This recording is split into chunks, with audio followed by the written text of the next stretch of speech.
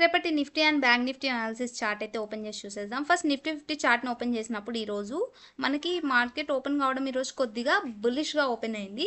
But చూస్తే లాస్ట్‌కి బేరిష్‌గా అయితే క్లోజ్ అయింది. మనం ఏదైతే సపోర్ట్ జోన్ మాట్లాడుకున్నామో ఫ్రైడే రోజు అదే సపోర్ట్ జోన్ దగ్గరకొచ్చి ప్రస్తుతానికి వెయిట్ చేస్తూ ఉంది. సో రేపు ఒకవేళ దీనికన్నా గ్యాప్ డౌన్ అయితే నెక్స్ట్ సపోర్ట్ జోన్ ఏదైతే ఉందో ఈ జోన్ వరకు వచ్చే ఛాన్స్ ఉంటుంది. ఎందుకంటే ఇక్కడ వరకు ఇక్కడ మనం 24,650 లెవెల్ ఏదైతే ఉందో అది బ్రేక్ అయింది అంటే అక్కడి నుంచి ఇమీడియట్గా ఈ జోన్ వరకు వస్తుంది. ఎందుకంటే ఇంక మధ్యలో ఏ హర్డిల్స్ కానీ ఏ సపోర్ట్ కానీ దానికి లేదు. 24,500 నుంచి 24,550 ఉన్న జోన్ అనేది నెక్స్ట్ ఇంపార్టెంట్. దీనికన్నా ఫాల్ అయితే ఇంతవరకు రాలేదు. ఇంతకు ముందు రికవరీ అయ్యింది కదా, ఎక్కడి నుంచి అయితే మొమెంటం నాన్ స్టాప్గా 25,250 లెవెల్ 500 లెవెల్ టచ్ అయిందో అది ఈ జోన్ నుంచే టచ్ అయింది, 24,500 జోన్ నుంచే.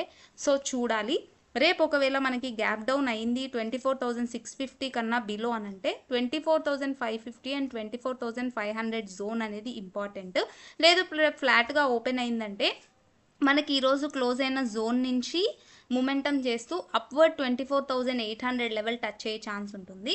లేదు రేపు గ్యాప్ అప్ ఓపెన్ అయింది అంటే 24,825 24,850 లెవెల్ దగ్గర జోన్ దగ్గర ఓపెన్ అయింది అంటే గ్యాప్ అప్ అక్కడ సస్టైన్ అయితే 24,900 లెవెల్ టచ్ అయ్యే ఛాన్స్ అయితే ఉంటాయి.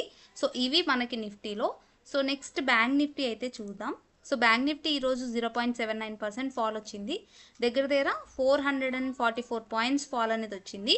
మనం ఏదైతే జోన్ మార్క్ చేసుకున్నామో మనం అనుకున్నాం చాలా సపోర్ట్స్ ఉన్నాయి బ్యాంక్ నిఫ్టీలో, ఈ సపోర్ట్స్ని క్రాస్ చేసుకుంటూ ఫాల్ అయితే కాదు మొమెంటం అప్వర్డ్ వస్తుందని. బట్ ఈరోజు చూస్తే ఆ సపోర్ట్స్ ఏవైతే ఉన్నాయో అన్నిటినీ కూడా మీరు ఇక్కడ చార్ట్ని అబ్జర్వేషన్ చేసినట్టయితే ఎగ్జాక్ట్గా మనం సపోర్ట్స్ ఏవైతే డ్రా చేసుకుంటూ వచ్చామో ఆ సపోర్ట్స్ దగ్గరనే మనకి క్యాండిల్స్ రెసిస్ట్ అవుతూ ఫాల్ అయ్యాయి. సో ఎగ్జాక్ట్ ఇప్పుడు 56,000 జోన్ దగ్గర ఉంది. 56,000 నుంచి 55,800 జోన్ అనేది ఇంపార్టెంట్. ఇది ఒక సపోర్ట్ జోన్. ఇది క్రాస్ అయ్యే వరకు డౌన్వర్డ్ మొమెంటం అయితే రాదు. రేపు ఒకవేళ ఈ జోన్ కన్నా డౌన్వర్డ్ గ్యాప్ డౌన్ అయింది అని అంటే మనం ఇక్కడ 15 మినిట్స్ టైం ఫ్రేమ్లో అబ్జర్వేషన్ చేసినప్పుడు ఎగ్జాక్ట్గా ఈ జోన్ తర్వాత నుంచి మార్క్ చేసుకోవడానికి ఉన్న లెవెల్స్ వచ్చేసి 55,711 అనేది ఉంది. సో రేపు ఒకవేళ మనకి 56,000 కన్నా డౌన్ ఓపెన్ అయింది అంటే ఈ జోన్లో కన్సాలిడేషన్ అయ్యే ఛాన్స్ ఉంటుంది. ఇంకా దానికన్నా డౌన్వర్డ్ ఫాల్ వస్తే 55,711 అనేది ఇంపార్టెంట్. లేదు మనకు ఫ్లాట్ ఓపెన్ అయింది అంటే 56,162 లెవెల్ అనేది క్రాస్ కావాలి. ఇది క్రాస్ అయితే అబవ్ మొమెంటం చూసే ఛాన్స్ ఉంటుంది.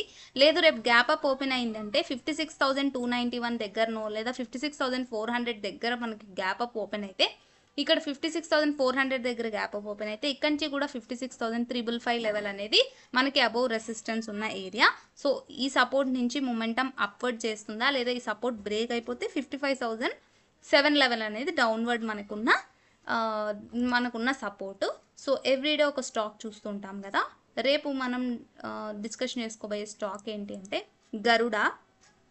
గరుడ అనేది ఇంతకుముందు కూడా ఐపీఓ మనకి ఉంది అని చెప్పాను కదా. మనం ఇంతకుముందు కూడా మనం ఐపీఓ సెటప్లో కూడా దీన్ని డిస్కషన్ చేసుకున్నాం.